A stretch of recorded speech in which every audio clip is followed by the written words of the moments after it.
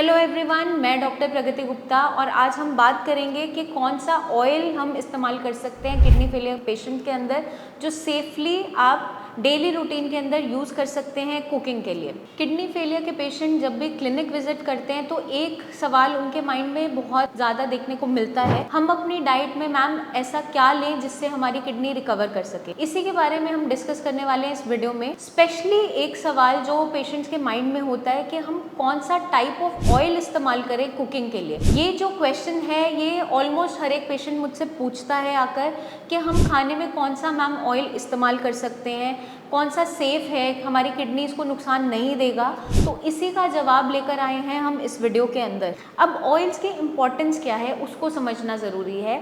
Oils जितने भी रहते हैं, जो भी तेल रहते हैं, वो एक टाइप ऑफ फैट है।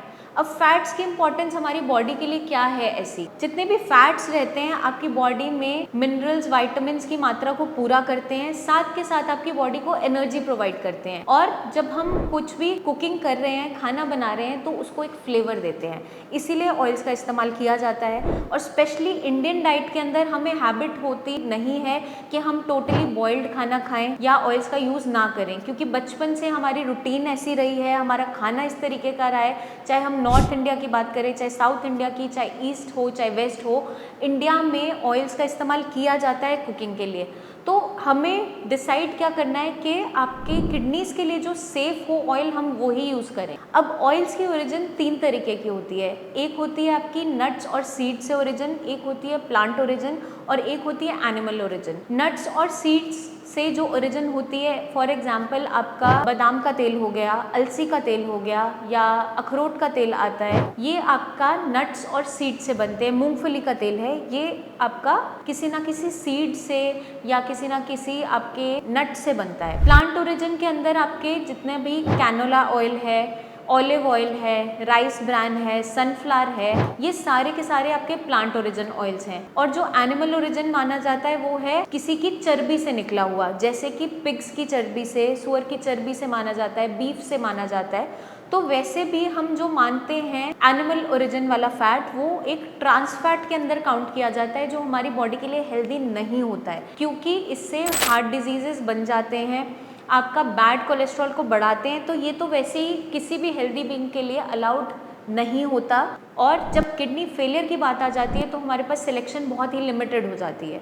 नट्स और सीड ओरिजिन के ऑयल्स का इस्तेमाल हम इसलिए नहीं करते क्योंकि इनके अंदर सोडियम, पोटाशियम और फॉस्फोरस की मात्रा बहुत ज़्यादा होती है, जो किडनीज के लिए सेफ नहीं मानी जाती। तो अब हम बात करेंगे कौन से ऐसे 3 ऑयल्स हैं जो किडनी फेलियर का पेशेंट इस्तेमाल कर सकता है। Number 1 is olive oil, number 2 is canola oil and number 3 is rice bran oil.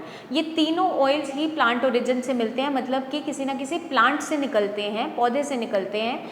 इसका फ़ायदा क्या होता है, ये आपकी इम्यूनिटी को बूस्टअप करते हैं, आपके बीपी, शुगर को कंट्रोल करने में मदद करते हैं। साथ के साथ इनके अंदर सोडियम, पोटेशियम की और फॉस्फोरस की मात्रा कम होती है, तो रिस्क ख़त्म हो जाता है आपकी बॉडी में सोडियम, पोटेशियम और फॉस्फोरस बढ़ने का, क्योंकि किडनी फेलियर के पेशेंट में ये सारे के सारे जो भी मिनरल्स हैं, इलेक्ट्रोलाइट्स हैं, ये अगर बढ़ जाते हैं तो ये नुकसान देते हैं। इसलिए हम जो ऑयल्स का इस्तेमाल करेंगे, ये तीनों ऑयल्स का इस्तेमाल कर सकते हैं अपनी डाइट में कुकिंग के लिए। हमें क्या ध्यान रखना है कि हम इसकी मात्रा को लिमिटेड रखेंगे, इसकी क्वांटिटी को लिमिटेड रखना होता है। ऐसा नहीं है जब आप कुकिंग कर रहे हो तो ऊपर तैरता हुआ तेल नज़र आए। आपको कैसे कुक करना है, अगर आप अकेले पेशेंट का अलग से ही कुकिंग कर रहे हैं तो 1 छोटा चम्मच ऑयल यूज़ करके उसमें आप मसाला को भून कर, छौंक लगाकर इस्तेमाल कर सकते हैं। अगर सारी फैमिली का कलेक्टिवली बन रहा है तो इस तरीके से क्वांटिटी होनी चाहिए एज़ पर मेंबर्स कि आपके खाने में ऊपर तैरता हुआ तेल नज़र ना आए और फ्लेवर उसका आता रहे, बट एक्स्ट्रा ऑयल्स ना हो। इसका ध्यान में रखते हुए हमें डेली कुकिंग करनी है। और जितने भी ये ऑयल्स होते हैं, चाहे आपका राइस ब्रान हो, चाहे ऑलिव ऑयल हो, चाहे आपका कैनोला, ये आपका बैड कोलेस्ट्रॉल को कम करने में मदद करते हैं और आपके गुड कोलेस्ट्रॉल को बढ़ाते हैं। तो हार्ट डिजीज़ का रिस्क कम होता चला जाता है और किडनीज़ को हेल्दी रखते हैं।